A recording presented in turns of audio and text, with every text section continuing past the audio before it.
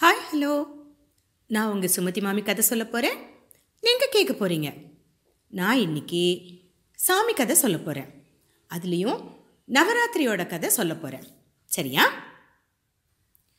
மகிஷாசுரன் அப்படின்னு ஒரு அசுரன்.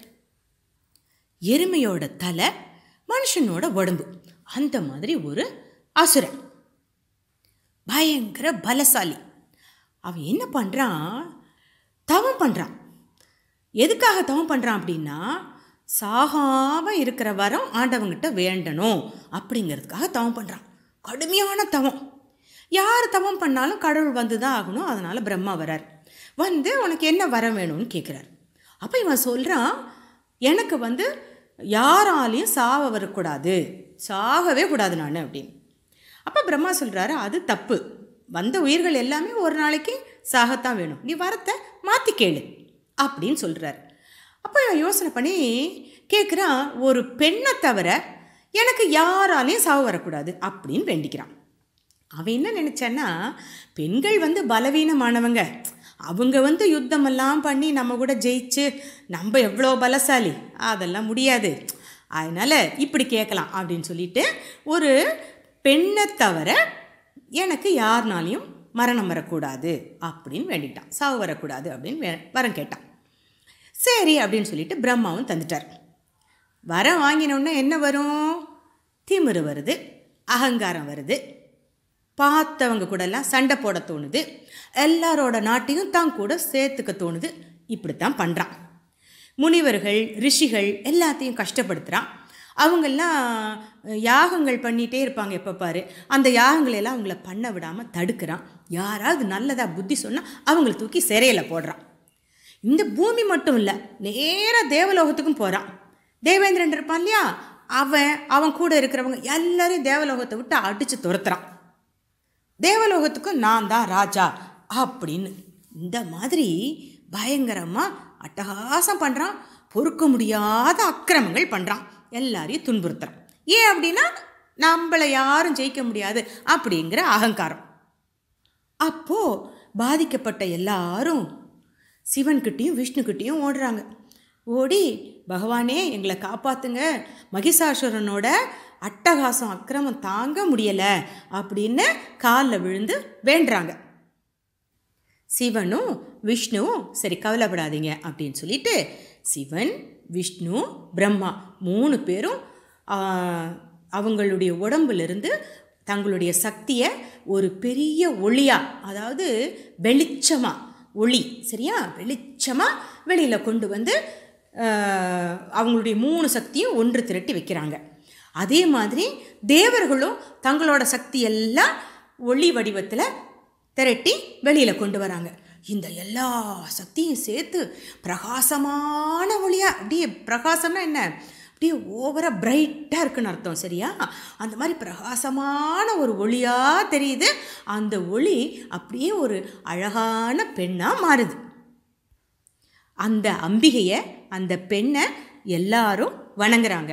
வணங்கி கேட்டுக்கிறாங்க, ஒரு பெண்ணால் மட்டும்தான் அந்த மகிஷனுக்கு மரணம், அதனால் நீ தான் மகிஷன் கூட சண்டை போட்டு எல்லாரையும் காப்பாற்றணும் அப்படின்னு வேண்டிக்கிறாங்க. வேண்டிக்கிறதோட மட்டும் இல்லை, எல்லாரும் அவங்கவுங்க கையில் இருக்கிற ஆயுதங்களை அந்த அம்பிகை கிட்ட கொடுக்குறாங்க. அம்பிகையும் போருக்கு ரெடி ஆகிறா. கடகடகடன்னு சிரிக்கிறா, கர்ஜனை பண்ணுறா. இந்த கர்ஜனை சத்தம் எல்லா பக்கமும் எதிரொலிக்குது. உடனே அசுரர்கள், யாரடாது இப்படி கர்ஜனை பண்ணுறாங்க அப்படின்னு கவனிக்கிறாங்க. கவனிச்சுட்டு உடனே சண்டைக்கும் கிளம்புறாங்க. எப்போவுமே எடுத்த உடனே ராஜாலாம் சண்டைக்கு வரமாட்டான். அந்த தளபதி, சேனாதிபதி, படை வீரர்கள்லாம் நிறைய பேர் இருப்பாங்க இல்லையா, அதாவது அந்த லீடராக இருப்பாங்க இல்லையா, அந்த மாதிரி எல்லாம் தான் முதல்ல சண்டைக்கு போவாங்க. அதே மாதிரி இந்த அசுர படை நிறைய தலைவர்களோட, நிறைய பலமிக்க அசுரர்களோட அம்பிகை கிட்ட சண்டைக்கு போகிறாங்க. ஆனால் அம்பிகை எல்லாரையும் தூள் தூளாக்கிடுறா. அம்பிகை கையில் ஈட்டி, கதை, அம்பு, கத்தி, கேடயம், வில்லு, வாள் அப்படின்னு விதவிதமாக ஆயுதங்கள் வச்சுருக்கா. ஆயுதங்களை வச்சுட்டு எல்லாத்தையும் சுழட்டி சுழட்டி சுழட்டி சுழட்டி அடித்து எல்லா அசுரர்களையும் கொல்றா, அழிக்கிறா. கடைசியில் மகிஷன் வரான். ச்சே நம்ம படை எல்லாத்தையும் இந்த அம்பிகை அழிச்சிட்டாளே அப்படின்னுங்கிற கோபத்தோடு வர்றான். அம்பிகை எதிர்த்து அப்படியே கோபமாக சண்டை போடுறதுக்கு வரான். அம்பிகை பெரிய ஒரு பெருமூச்சு விடுறா. அப்போது அந்த மூச்சு காற்றுலேருந்து அம்பிகைக்கு நிறைய வீரர்கள் எல்லாம் அந்த அசுரன் கூட சண்டை போட ஆரம்பிக்கிறாங்க. மகிஷாசுரனும் லேசுப்பட்டும் இல்லை. அவன் என்ன பண்ணுறான், அவனோட மூச்சு காத்தாலேயே எல்லாரையும் கீழே தள்ளி தன்னோட குழம்பால், கால் குழம்பு, ஏன்னா எருமை வடிவம் எடுத்து வர்றான் அவன் அப்போது, அதனால் அந்த கால் குழம்பில் போட்டு மிதிக்கிறான். கொம்பால் எல்லாரையும் குத்தி தூக்கி எறியறான், வாளால் அடிக்கிறான். அப்போது அம்பிகை தன் கையில் பாச கயிறு இருக்கா, அந்த கயிறை வீசி அந்த மகிஷனை பிடிக்கலாம் அப்படின்னு இந்த சுருக்கு கயிறு போடுவாங்களே, அது மாதிரி பாச கயிறை வீசி அந்த மகிஷனை பிடிக்கலாம் அப்படின்னு சொல்லி பாச கயிறை வீசுகிறாங்க அம்பிகை. உடனே அவன் சிங்கமாக மாறுறான். அப்போது அம்பிகை அவனோட தலையை வெட்டுறா. அப்போது உடனே பலசாலியான பெரிய மனுஷனாக மாறுறான். அப்போ அம்பிகை வில்லு எடுத்து அவன் மேலே அம்பு தொடுக்கிறா. உடனே அவன் பெரிய யானையாக மாறுறான். யானையாக மாறி அம்பிகை சிங்கத்து மேலே வாகனமாக வச்சு சிங்கத்து மேலே வர்றாங்கிறான். அந்த சிங்கத்தை துதிக்கையால் பிடிச்சி இழுக்கிறான். உடனே அம்பிகை வாள் எடுத்து அந்த துதிக்கையை வெட்டுறா. உடனே இவன் என்ன பண்ணுறான், மறுபடியும் எருமத்தினாலையும் மனுஷ உடம்பும் இருக்கிற மாதிரி மகிஷாசுரனாக மாறிடுறான். இப்படி உருவத்தை மாற்றி மாற்றி மாற்றி சண்டை போடுறான். மாயா ஜாலம் காட்டுறான்.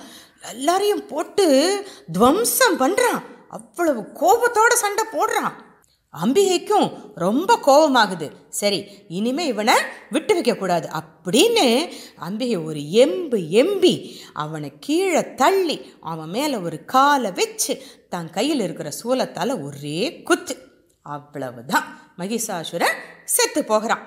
அப்பாடா அப்படின்னு தேவர்கள் மற்றவங்க எல்லாரும் நிம்மதி பெருமூச்சு விடுறாங்க. இனிமே நமக்கு நம்மளை தொல்லை பண்ணுறதுக்கு ஆள் இருக்காது அப்படின்னு நிம்மதியாக பெருமூச்சு விடுறாங்க. மகிழ்ச்சியாக ஆடுறாங்க, பாடுறாங்க. இந்த அம்பிகை மேலே சோஸ்திரங்கள் சொல்கிறாங்க. அம்பிகைக்கு நிறைய பூ போடுறாங்க. அப்புறம் மகிஷாசுரனை ஜெயிச்சதுனால அம்பிகைக்கு மகிஷாசுர மர்தினி அப்படின்னு அம்பிகையை போற்றி புகழ் பாடுறாங்க. தேவி, இதே மாதிரியே எப்போ எங்களுக்கு அசுரர்களால் துன்பம் வந்தாலும் எங்களை நீ காப்பாற்றணும் அப்படின்னு வேண்டிக்கிறாங்க. சரி, அப்படியே ஆகட்டும் அப்படின்னு அம்பிகையும் அவங்களுக்கு வாக்குறுதி கொடுத்து மறைஞ்சு போகிறா. இப்படி அசுரர்கள் விதவிதமாக தோன்றிக்கிட்டே தான் இருப்பாங்க. அந்த அசுரர்களை அழிக்கிறதுக்காக அம்பிகையும் ஒவ்வொரு வடிவத்தில் அவங்கள காப்பாற்றுவா. ஒவ்வொரு அசுரனை அழிக்கிறப்பவும் அம்பிகைக்கு ஒவ்வொரு பேர். சாமுண்டி, சண்டிகை, காளி, துர்கா அப்படின்னு நிறைய பேர் அம்பிகைக்கு இருக்குது. இந்த அம்பிகையைத்தான் நவராத்திரி நாளில் நாம் முதல் 3 நாள் பராசக்தி வடிவத்திலையும், அடுத்த 3 நாள் மகாலட்சுமி வடிவத்திலையும், கடைசி 3 நாள் சரஸ்வதி வடிவத்திலையும் வழிபடுறோம். அம்பிகையோட வெற்றியை கொண்டாடுற நாளாக விஜயதசமியை கொண்டாடுறோம். அதனால் எல்லாரும், குறிப்பாக பெண்கள் நவராத்திரி வழிபாடு செய்கிறது ரொம்ப ரொம்ப நல்லது, ரொம்ப ரொம்ப அவசியம். ஏன்னா இந்த பண்டிகை பெண்களை பெருமைப்படுத்துகிற பண்டிகை. அதனால் எல்லாரும் நவராத்திரியில் அம்பிகையை பக்தியோடு வழிபட்டு பிரார்த்தனை செய்யலாம். எல்லாரும் நல்லா இருக்கணும் அப்படின்னு வேண்டிக்கலாம். எப்பவுமே எல்லாரும் நல்லா இருக்கணும் அப்படி தான் வேண்டிக்கணும். சரியா?